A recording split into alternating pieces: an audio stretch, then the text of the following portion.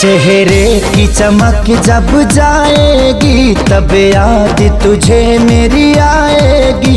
अभी यार मिलेंगे लाखों पर आजादी को कभी न पाओगी।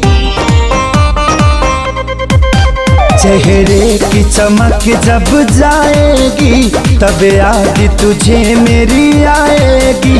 अभी यार मिलेंगे लाखों पर खेसारी को कभी ना पाओगी। हाँ दुनिया में रहूं न रहूं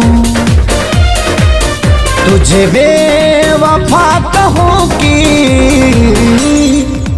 कुछ यार कहूँ, कुछ यार कहूँ तुझे